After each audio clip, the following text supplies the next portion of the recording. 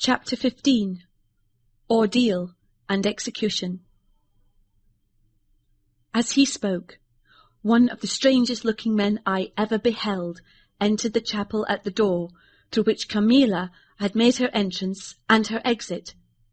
He was tall, narrow-chested, stooping with high shoulders, and dressed in black.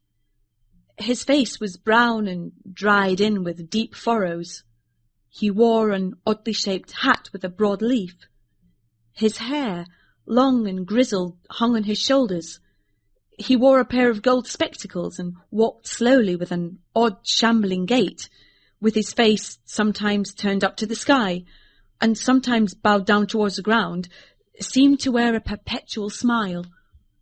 His long, thin arms were swinging, and his lank hands and old black gloves, ever so much too wide for them, waving and gesticulating in utter abstraction. "The very man!" exclaimed the General, advancing with manifest delight. "My dear Baron, how happy I am to see you!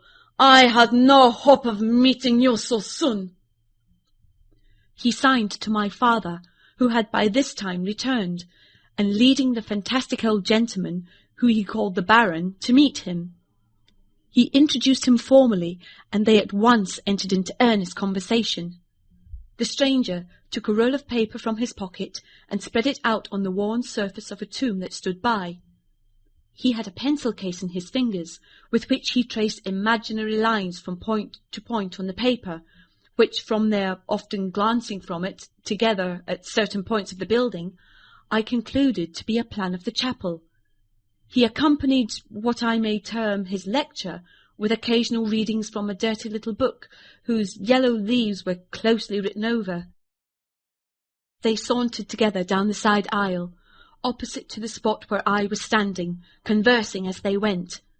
Then they began measuring distances by paces, and finally they all stood together, facing a piece of the side wall, which they began to examine with great minuteness, pulling off the ivy that clung over it, and rapping the plaster with the ends of their sticks, scraping here and knocking there. At length they ascertained the existence of a broad marble tablet, with letters carved in relief upon it. With the assistance of the woodman, who soon returned, a monumental inscription and carved escutcheon were disclosed. They proved to be those of the long-lost monument of Mia Carla, Countess Karnstein. The old general, though not, I fear, given to the praying mood, raised his hands and eyes to heaven in mute thanksgiving for some moments. "Tomorrow," I heard him say, "the commissioner will be here, and the inquisition will be held according to law." Then turning to the old man with the gold spectacles, whom I have described, he shook him warmly by both hands and said, "Baron, how can I thank you? How can we all thank you?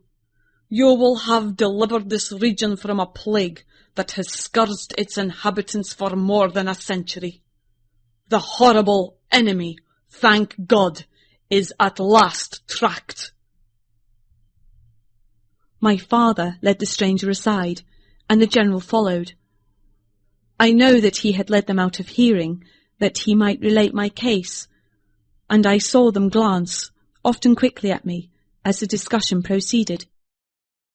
My father came to me, kissed me again and again, and leading me from the chapel, said, "It is time to return, but before we go home, we must add to our party the good priest, who lives but a little way from this, and persuade him to accompany us to the Schloss."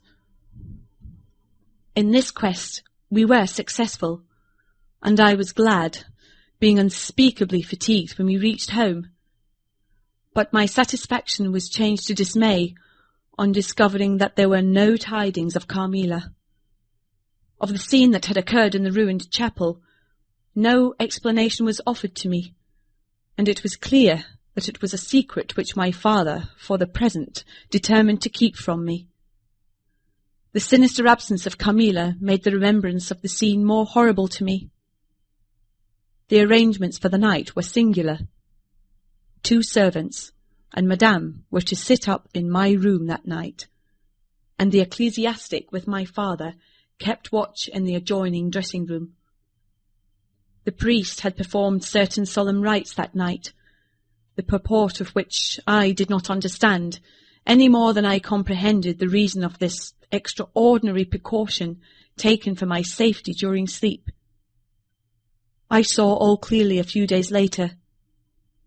The disappearance of Carmilla was followed by the discontinuance of my nightly sufferings. You have heard, no doubt, of the appalling superstition that prevails in Upper and Lower Styria, in Moravia, Silesia, in Turkish Serbia, in Poland, even in Russia. The superstition, so we must call it, of the vampire.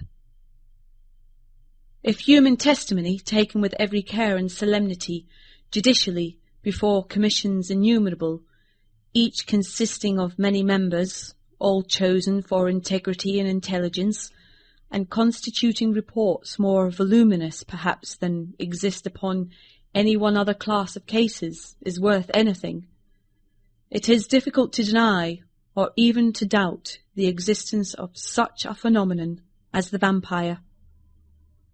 For my part, I have heard no theory by which to explain what I myself have witnessed and experienced, other than that supplied by the ancient and well-attested belief of the country.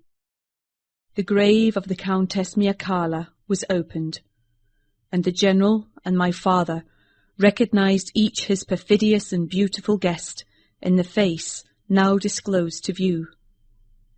The features, though 150 years had passed since her funeral, were tinted with the warmth of life. Her eyes were open. No cadaverous smell exhaled from the coffin. The 2 medical men, one officially present, the other on the part of the promoter of the inquiry, attested the marvellous fact that there was a faint but appreciable respiration and a corresponding action of the heart. The limbs were perfectly flexible, the flesh elastic, and the leaden coffin floated with blood, in which to a depth of 7 inches the body lay immersed. Here, then, all the admitted signs and proofs of vampirism. The body, therefore in accordance with the ancient practice, was raised, and a sharp stake driven through the heart of the vampire, who uttered a piercing shriek at the moment, in all respects such as might escape from a living person in the last agony. Then the head was struck off, and a torrent of blood flowed from the severed neck. The body and head was next placed on a pile of wood and reduced to ashes, which were thrown upon the river and borne away, and that territory has never since been plagued by the visits of a vampire. My father has a copy of the report of the Imperial Commission, with the signatures of all those who were present at these proceedings, attached in verification of the statement. It is from this official paper that I have summarized my account of this last shocking scene.